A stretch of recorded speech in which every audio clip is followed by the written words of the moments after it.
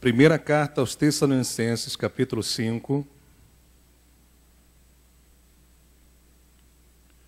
versículo 1 até o versículo 8.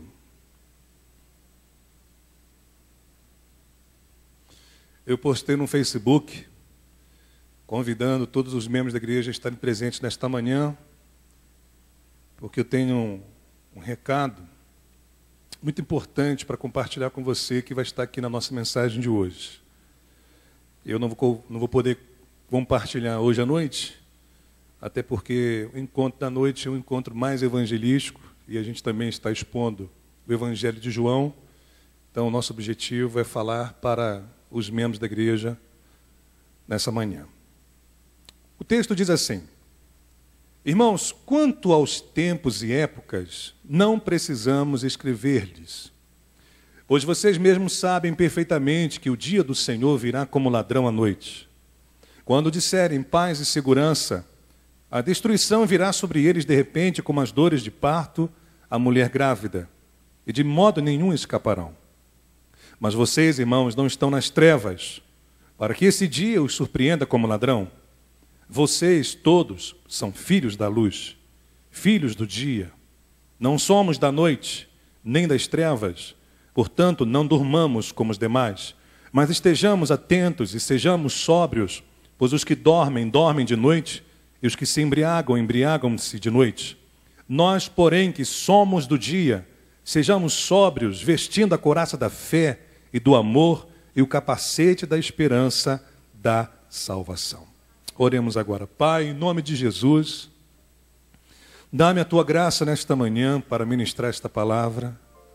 Apesar de estar fisicamente cansado, eu preciso, ó Deus, da Tua ajuda, da Tua força, da Tua unção, da Tua sabedoria, para nessa manhã, Senhor, e nesse momento, ministrar a Tua palavra aos Teus filhos.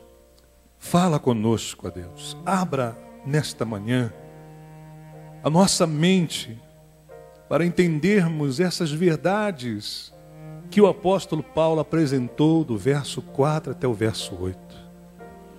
Senhor, que nesta manhã a Tua igreja aqui presente seja despertada, Senhor.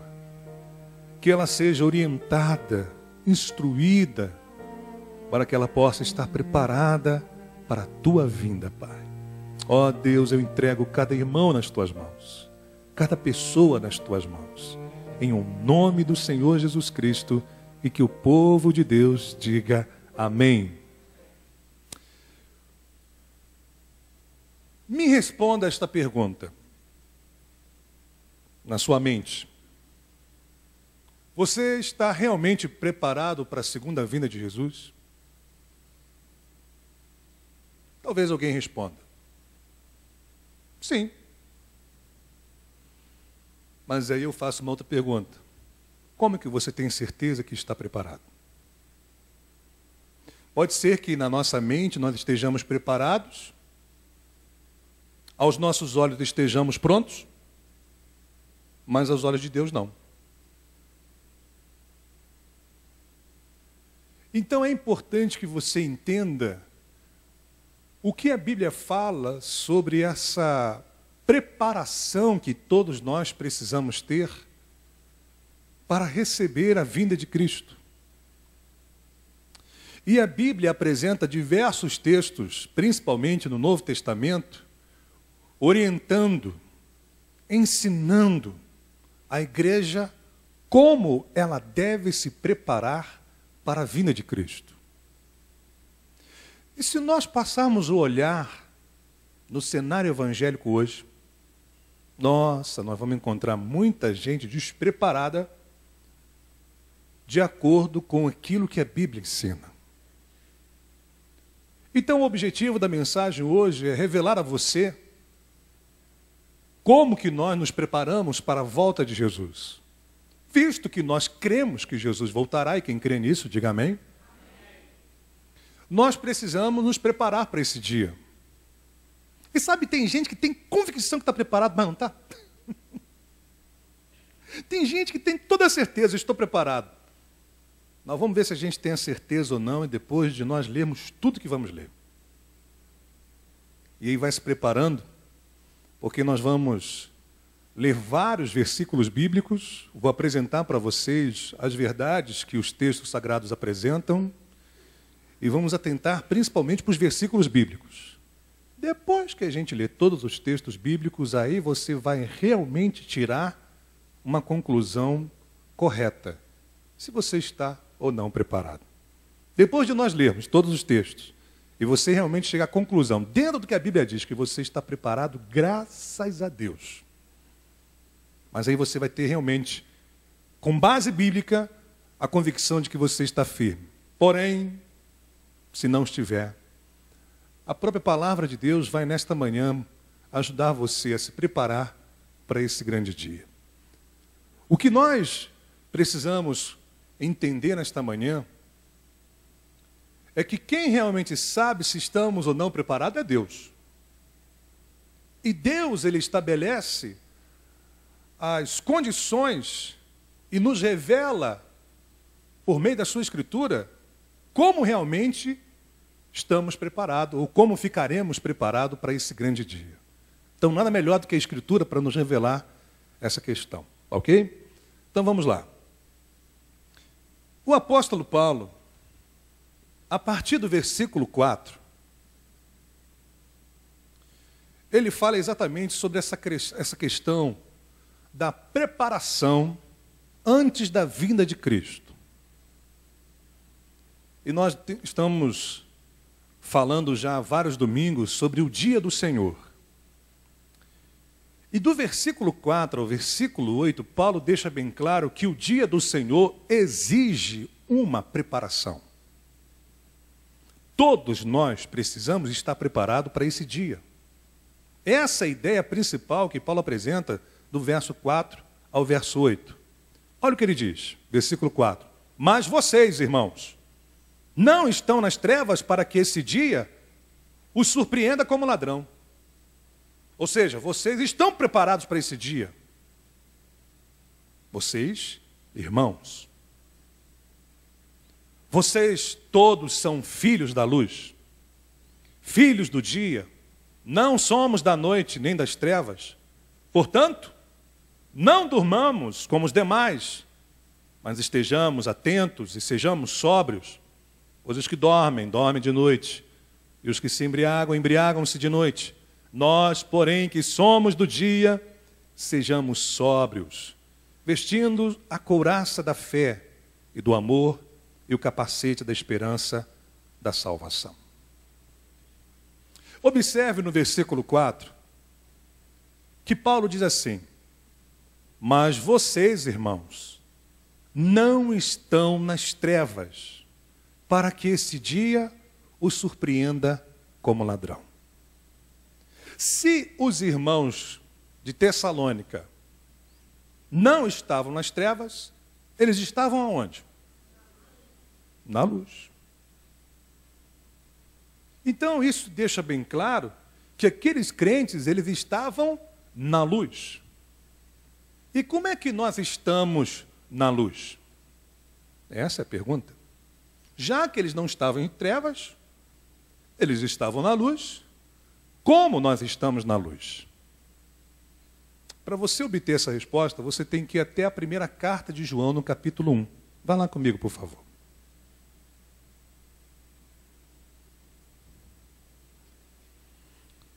Primeira carta de João,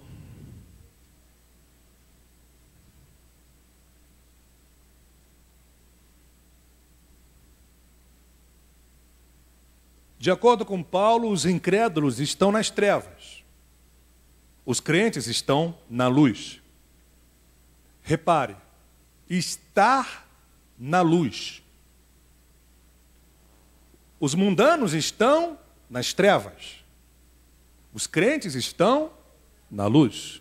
Você pode repetir isso comigo? Os incrédulos estão nas trevas. E os crentes estão na luz. Veja o que diz, a partir do versículo 5 do capítulo 1 de 1ª carta ao João. Esta é a mensagem que dele ouvimos e transmitimos a vocês.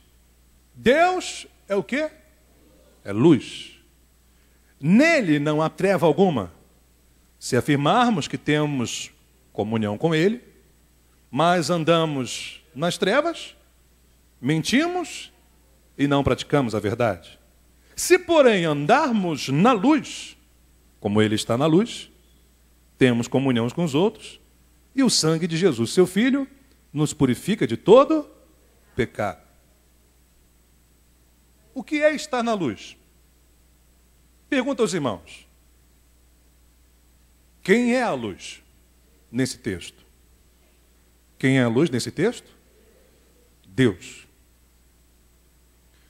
Ora, se Deus é luz, ou a luz, como é que eu estou na luz?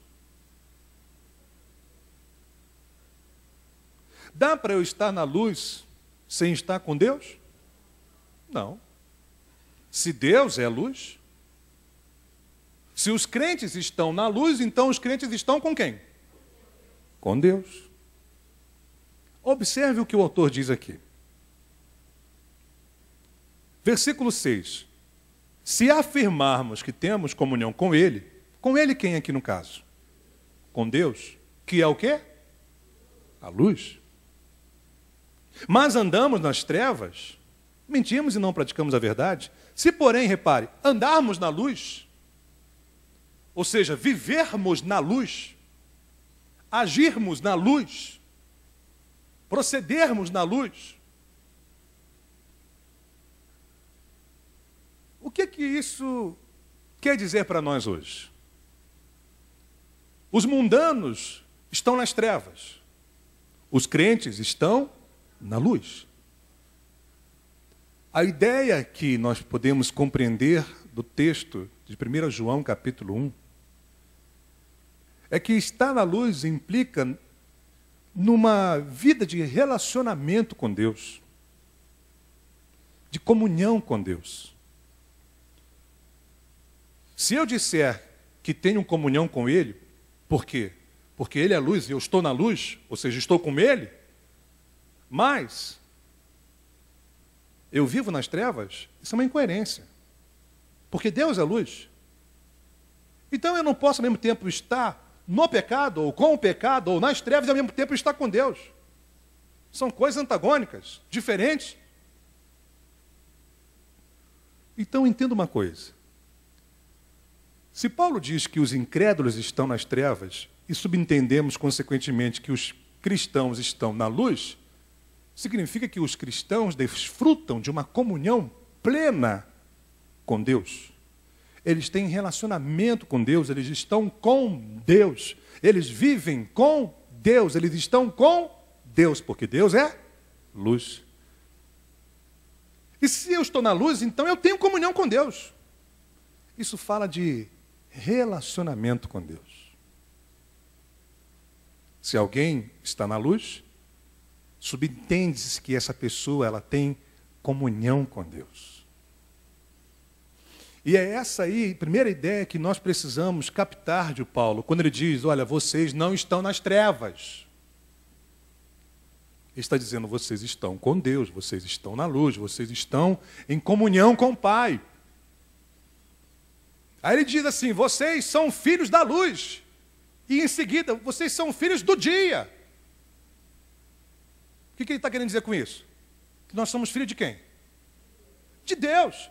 Ora, se somos filhos de Deus, filhos da luz, filho do dia, dá para você entender um filho sem relacionamento com o pai? Não tem como. Até porque a igreja é a família de Deus, é o corpo de Cristo. O que está implícito nessa ideia? Relacionamento. Se eu sou filho de Deus, Deus é meu pai, então logo eu desfruto relacionamento com o pai. Vai entendendo essas coisinhas aí. Volte lá de novo, por favor, em 1 Tessalonicenses, no capítulo 5.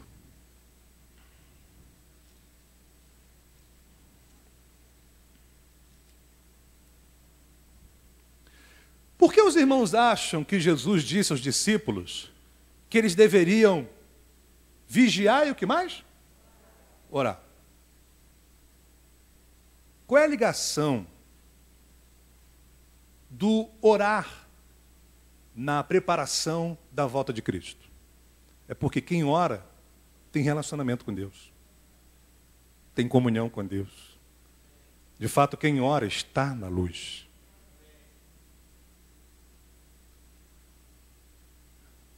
Amados, nós nos preparamos para a vinda de Jesus tendo comunhão com Deus, estabelecendo um relacionamento contínuo com Deus, estando na luz. Os incrédulos estão nas trevas por quê? Porque eles estão em comunhão com o diabo. Eles são filhos do diabo. Eles são escravos do diabo. Nós que estamos na luz, nós somos filhos de Deus. Nós temos comunhão com Deus. Nós nos relacionamos com Deus. Por isso estamos na luz, porque Deus é a luz. Então, amados, se nós queremos realmente estar preparados para esse dia, nós temos que nos preocupar em ter relacionamento com Deus hoje. Isso quer dizer que nós temos que ter vida de oração, hábito para orar, de orar, valorizar as reuniões de oração, não apenas a oração individual, mas a oração coletiva também. Por que você acha que a igreja se reunia todos os dias para orar? E por que você acha que em Atos 2:42 diz que a igreja perseverava na oração?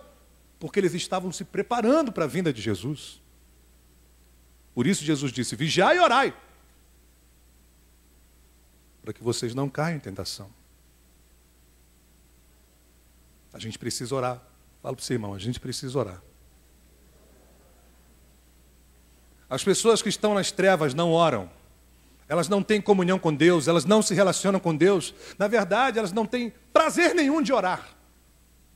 E os crentes quando oram? Os crentes quando oram, não oram para pedir, para suprir, para Deus suprir apenas as suas necessidades. Eles oram porque eles precisam de Deus.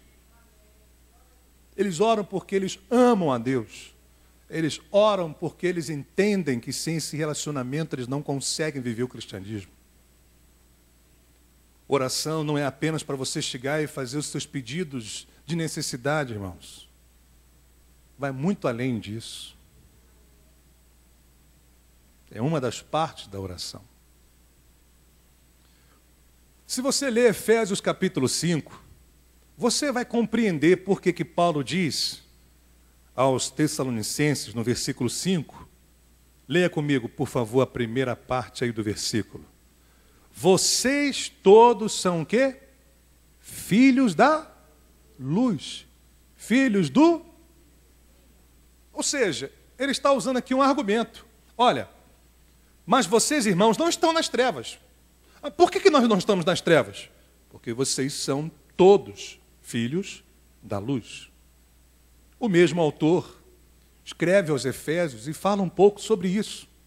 Veja o que ele diz. Efésios capítulo 5, versículo 8.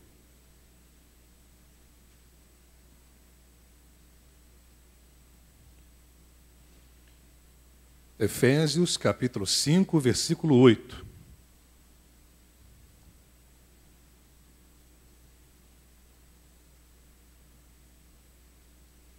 Quem achou, diga amém.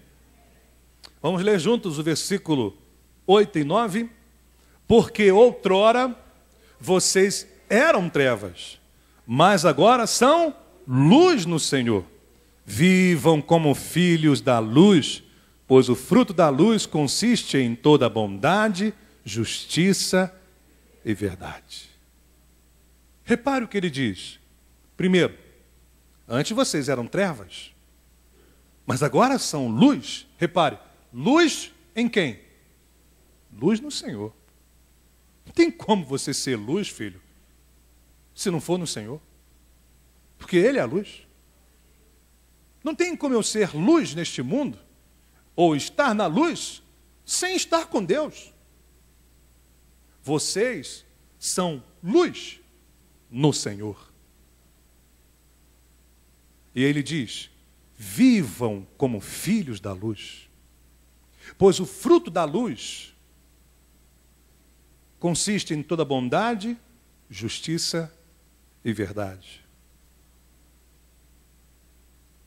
A luz, ela provoca 3 efeitos básicos.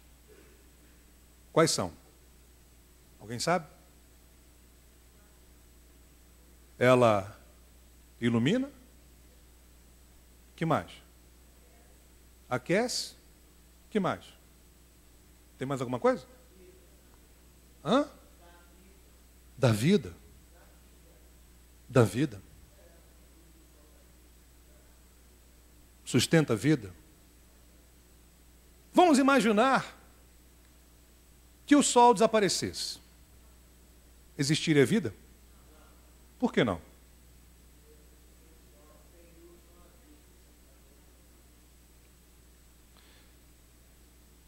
Veja que esses são os efeitos da luz. Ou seja, frutos da luz. Ora, se nós somos luz no Senhor, como diz Paulo, e estamos na luz, e consequentemente somos filhos da luz, o que é que nós temos que produzir como tais?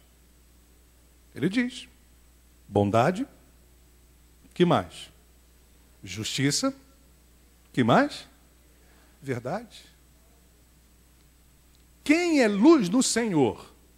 Quem está na luz? Quem é filho da luz? É bondoso, é justo, é verdadeiro. Se é fruto de quem realmente está na luz e quem é filho da luz. É, irmão. É assim que a gente vai se preparando para a volta de Jesus. O dia do Senhor, então, ele exige comunhão com Deus. Você pode repetir isso comigo? O dia do Senhor exige comunhão com Deus.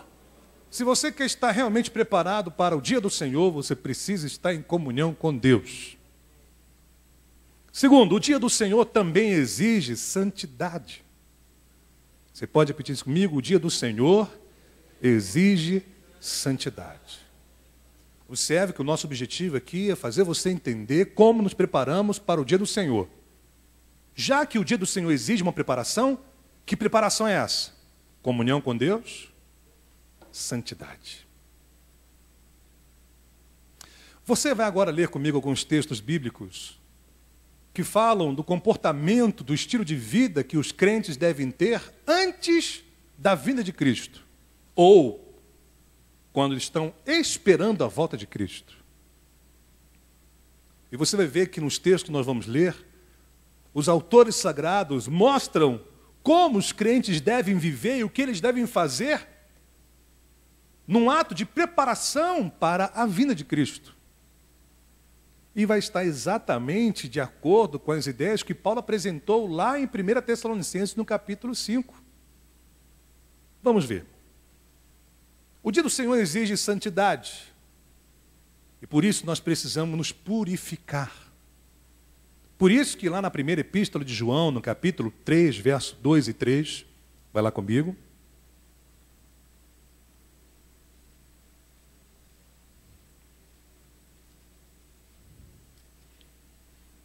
Primeira epístola de João, capítulo 3.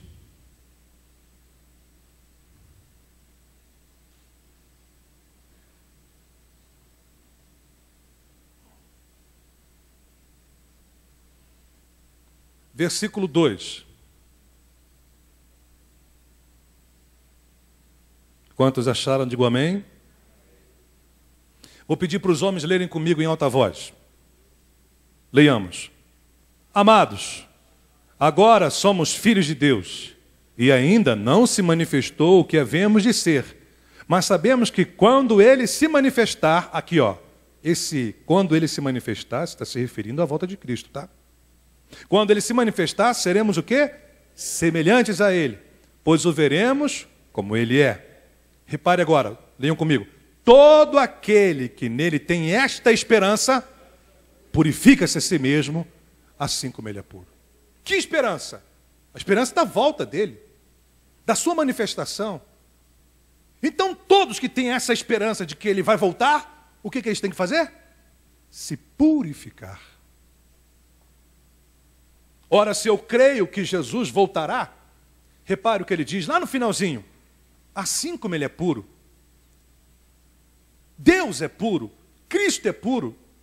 E quando Ele voltar, nós precisamos estar preparados para esse encontro. Visto que Ele é puro, então, como é que eu tenho que estar? Puro. Por isso, então, o autor diz, todo aquele que tem essa esperança, purifica-se a si mesmo. Observe, portanto, que nessa passagem, a purificação não está dependendo mais de Deus, mas da própria pessoa. O ato de eu me purificar se refere à santidade. Você não se lava todos os dias? Pelo menos deveria, né, irmãos? A gente não toma banho todo dia? Por que a gente toma banho todo dia? Para tirar o quê? A sujeira, não é? As impurezas que nós acabamos adquirindo quando saímos na rua. Então a gente se purifica, fisicamente falando. Nós precisamos nos purificar espiritualmente.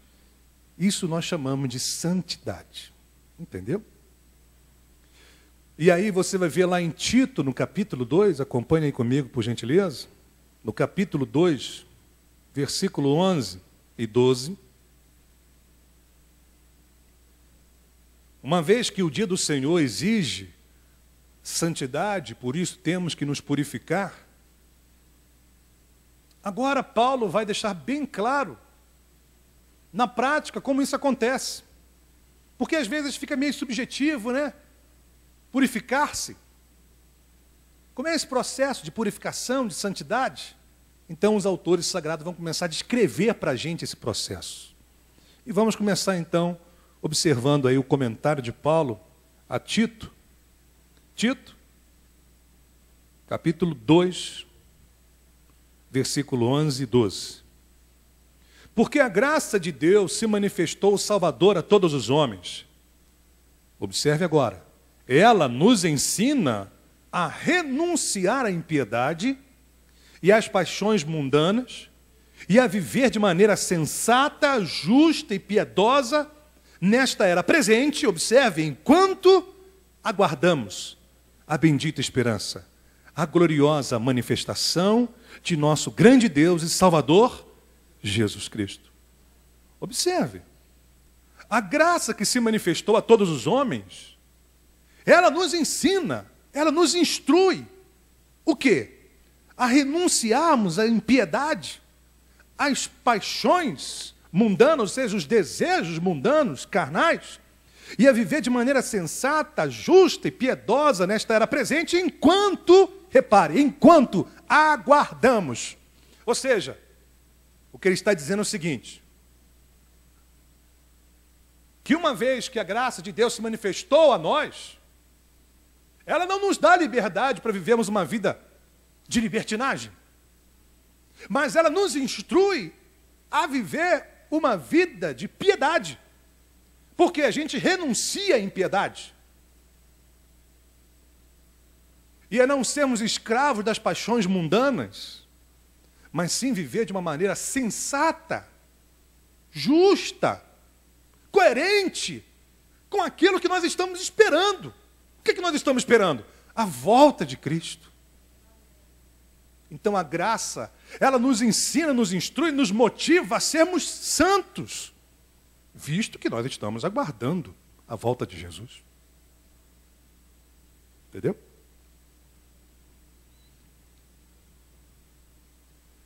Então o autor, ele começa a deixar bem claro para nós que a santidade implica numa renúncia à impiedade, às paixões mundanas, um viver de uma maneira sensata, justa, piedosa. Veja, hoje, nesta era presente, hoje, enquanto aguardamos, está falando de hoje, nós renunciamos à impiedade hoje. Nós renunciamos às paixões mundanas hoje, porque hoje estamos aguardando a volta de Jesus. Isso é preparação, querido. Isso é um ato de preparação. Entendeu? Ao lermos 1 Tessalonicenses capítulo 3, versículo 13, nós vamos compreender que precisamos ser irrepreensíveis em santidade.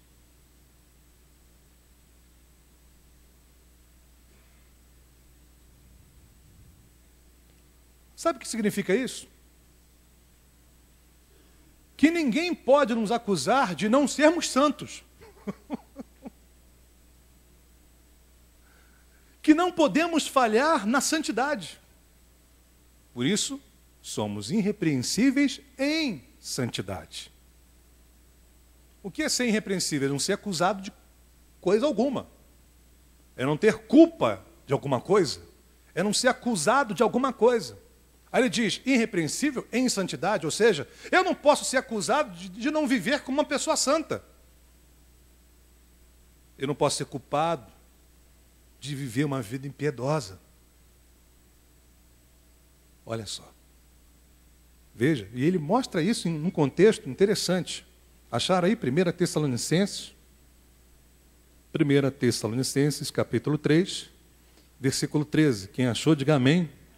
Pedir agora às amadas irmãs para lerem o texto comigo. Vamos lá. Que Ele fortaleça o coração de vocês para serem irrepreensíveis em santidade diante do nosso Deus e Pai, na vinda de nosso Senhor Jesus com todos os seus santos. Que Ele fortaleça o coração de vocês. Com que propósito?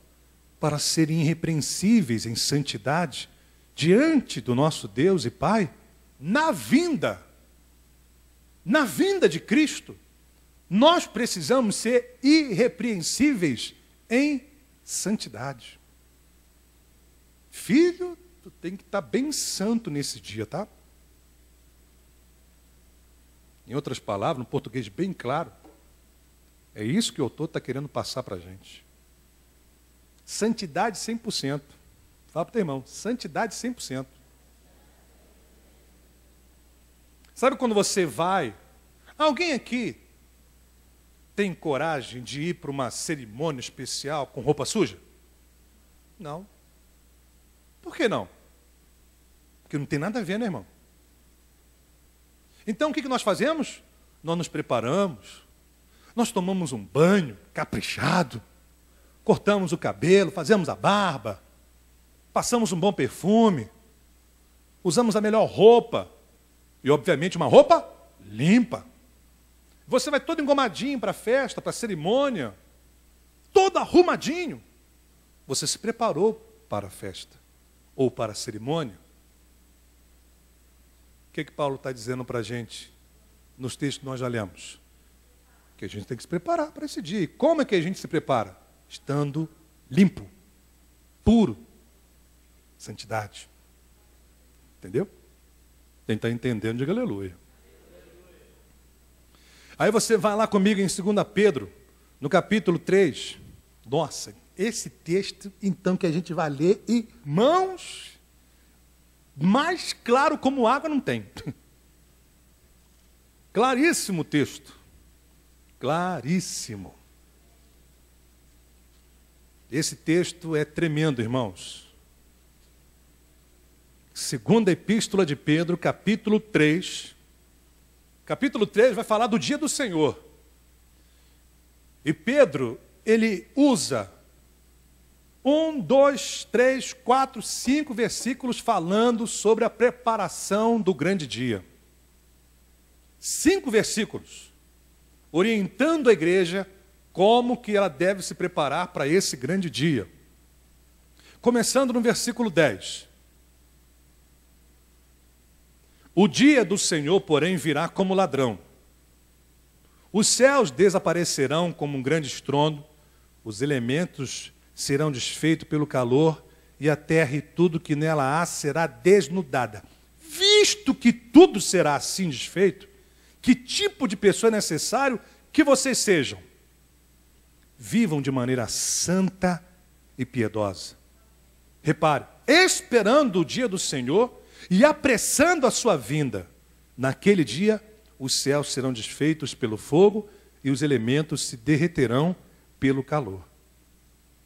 Ora, ele diz, visto que tudo será assim desfeito, que tipo de pessoa é necessário que vocês sejam? O que ele diz? Vivam de maneira o quê? Santa. E o que mais? E piedosa, esperando o quê? Esperando. Quer dizer, você está esperando a volta de Jesus, certo? Como é que você tem que esperar essa volta? Vivendo como? De maneira santa. Ele está vindo. Você está esperando. Mas você está vivendo em santidade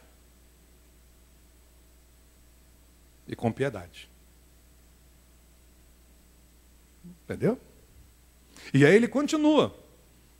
Versículo 14. Portanto, amados, enquanto esperamos essas coisas, empenhem-se para ser encontrados por Ele em paz. Repare, imaculados e inculpáveis. Enquanto estamos esperando essas coisas acontecerem, que coisas? Ele falou, a volta de Jesus. O que esse dia vai trazer? A destruição, que Paulo fala lá na primeira carta, no capítulo 5. O juízo. Então ele diz, portanto, amados, enquanto esperam essas coisas, empenhem-se para ser encontrados por Ele em paz, imaculados, inculpáveis. Versículo 17. Olha o que ele vai dizer. Portanto, amados, sabendo disso, guardem-se para que não sejam levados pelo erro dos que não têm princípios morais, nem percam a sua firmeza e caiam. Portanto, amados, preste atenção, sabendo disso, sabendo do quê? Do dia do Senhor, dos efeitos que esse dia vai produzir, guardem-se, repare, guardem-se, para que não sejam levados pelo erro dos que não têm princípios morais, nem percam a sua firmeza e caiam. E o versículo 18 diz, cresçam, porém, na graça e no conhecimento de nosso Senhor e Salvador Jesus Cristo. Primeiro, irmão, nós precisamos estar nos guardando no sentido de não sermos influenciados por pessoas que não têm princípios morais. O que isso quer dizer? Pessoas que não têm santidade, pessoas que não têm moral, que não têm caráter, que não têm pureza na vida. A gente tem que se guardar dessa turma, porque essa turma, ela influencia facilmente. Então a gente tem que se guardar dessa turma. Aí ele diz assim, nem percam a sua firmeza e caiam. Porque a partir do momento em que eu me corrompo com essas pessoas que não têm princípios morais, eu perco a minha firmeza e, consequentemente, eu caio. E aí, querido, já era.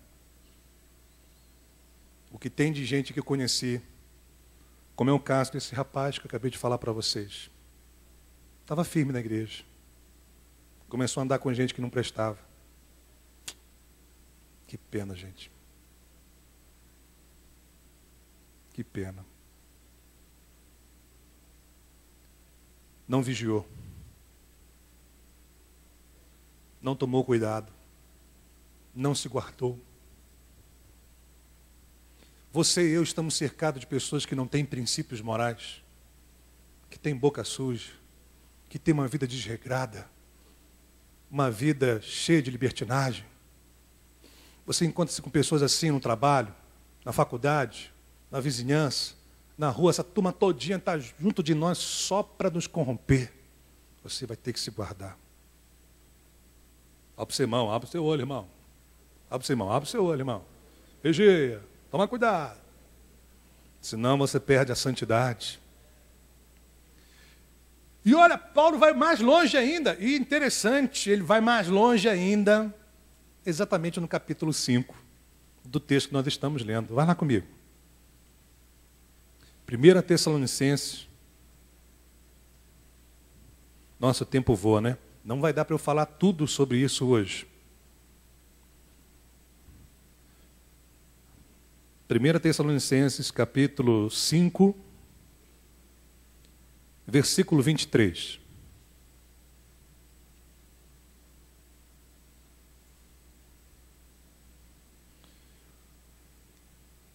diz o texto, que o próprio Deus da paz os santifique como? Inteiramente. Observe o que ele vai dizer agora. Que todo o espírito, a alma e o corpo de vocês sejam preservados, irrepreensíveis na vinda de nosso Senhor Jesus Cristo. Sabe o que ele está dizendo aqui? Que todo o nosso ser deve ser preservado, irrepreensível. Olha só. Todo o nosso ser, corpo, alma, espírito, sejam preservados, irrepreensíveis na vinda de nosso Senhor Jesus Cristo. Você está vendo, nós só observamos nessa manhã duas preparações, dois cuidados que nós temos que ter enquanto estamos esperando a vinda de Cristo. Falta mais dois, que eu vou compartilhar semana que vem, porque senão não vai dar tempo. Eu quero explicar direitinho para você esse assunto, porque meu desejo é que não só eu, mas que todos vocês estejam preparados para esse grande dia. Mas eu acho que esses dois aqui já começou a abrir a nossa cabeça de como realmente nós nos preparamos para a vinda de Jesus. Concorda comigo? Bom, em cima dessas duas verdades que nós apresentamos nessa manhã, duas perguntas eu apresento para a gente refletir nessa manhã, antes da gente ir embora. Primeira pergunta: como é que está o nosso relacionamento com Deus? Para ser mais claro, como é que está a nossa vida de oração? Nós temos orado todos os dias? Nós temos valorizado os encontros de oração na igreja? Porque crente é luz, está na luz, é filho da luz. Olha só, ele está com Deus, ele tem comunhão com Deus, ele fala com Deus, ele vive com Deus, relacionamento com Deus. Eu estou me relacionando com Deus. Sabe por quê, querido? Não dá para ter santidade sem oração. Não tem como. Não tem como você se santificar sem orar. Não tem como. Você primeiro precisa estar na luz, e a luz se refere ao quê? À santidade de Deus. Enquanto que as trevas se referem ao pecado, a luz se refere à santidade de Deus. Deus é santo. E nós, por nossa vez, precisamos ser santos. Por isso que o apóstolo Pedro diz: sede santos, como Deus é santo. Ora, se Deus é santo, eu também preciso ser santo. E aí é que entra a oração. Nós precisamos orar. Quanto mais você ora no sentido de estar na presença de Deus, mais santo você fica. Quanto menos você ora, mais você se contamina, menos você se purifica. Pode reparar, olha para a tua vida e faz um exame, faz um check-up da tua vida. Repara bem, quando você tinha aquela vida constante de oração, você não era mais santo? Repara bem, quando você começou a negligenciar a oração, o mundo não começou a falar mais alto? Nós não começamos a ter uma tendência para as coisas da carne? Começamos a fraquejar nos pecados? É assim que acontece, irmãos. Isso é uma realidade de todos nós. Por isso Jesus disse: vigiai e orai. Para quê? Para não cair em tentação. Por quê? Porque o espírito está pronto, mas a carne é fraca. Então, como a gente fortalece a carne? Orando, irmão. É orando, irmão. A gente não ora só para ter bens materiais, não. A gente ora para a gente se preparar para esse dia. Entendeu? Então a gente tem que orar, irmão. Você tem que orar, você tem que ter um tempo com Deus, falar com Deus, E olha, é impressionante. Quando você começa a orar, não apenas para pedir para Deus te socorrer no desespero. Porque tem gente que só ora. Nossa, você quer ver a pessoa orar 2, 3 horas e todo dia é quando ela está na prova. Perdeu o emprego, ela vai orar. Perdeu a saúde, ela vai orar. Sai perdendo tudo, ela começa a orar. Ih, irmão, ela arruma tempo para orar. Mas está tudo bem. Não deu hoje. Quando ela vai orar bem assim, tarde da noite, quando ela ora, Senhor, meu Deus. Mas quando ela está na prova, ela arruma tempo, ela fica numa disposição. Mas o sofrimento não pode ser a motivação principal para eu orar. Na verdade, a motivação principal para eu orar é o próprio Deus. Porque eu vou querer ter comunhão com Deus. Porque eu quero estar na luz como Ele está na luz. Porque eu quero me preparar para esse dia. Gente, tem tanta gente tombando no meio do caminho aí dessa vida cristã porque não está mais orando. Por isso que elas estão sem firmeza, estão caindo. Porque elas não estão mais falando com Deus. Isso quer dizer, então, que nós precisamos ter uma vida de oração contínua. Por que você entende que Paulo disse para essa igreja aqui, ó? Orai sem cessar. Fala para mim, por quê? Você acha que é coincidência? Não, querido. Paulo está preparando essa igreja para a volta de Jesus. E aí lá no capítulo 5, por coincidência, olha que coincidência, ele diz, orai sem cessar. Como é que está a nossa vida de oração, hein, irmão? Eu não falei para você? Pode ter gente que vai jurar de pé cruzado, de mão cruzada. Estou firme, pastor. Bom, se você tiver com uma vida de oração mesmo ali, meu irmão, realmente, você está firme. Mas se a minha oração, minha vida de oração, está uma bagunça, já começa por aí, ó. Não está bem, não. Não está bem, não. Corre risco de Jesus voltar hoje, muita gente ficar. Vamos ser sinceros? Você quer medir a espiritualidade da igreja? Nunca você deve medir a espiritualidade da igreja por uma reunião de campanha especial na igreja. Você mede a espiritualidade de uma igreja pela reunião de oração. Sabia disso, não? Há um silêncio na igreja. É sério? É sério, gente. A igreja, a primeira igreja cristã começou com um clima de oração. O ambiente era oração. Todos os dias eles oravam, perseveravam em oração. Era oração para cá, oração para lá, irmão. Não tinha um dia que a igreja não orava. Quando começa avivamentos? Quando um pequeno grupo de pessoas começam a orar. Quando uma cidade, um país é impactado? Quando a igreja começa a orar. Quando a igreja está preparada para a volta de Jesus? Quando ela está orando. Enquanto você está orando, você está preparado para a volta de Jesus. É, irmão. É, irmão. Será que nós estamos preparados?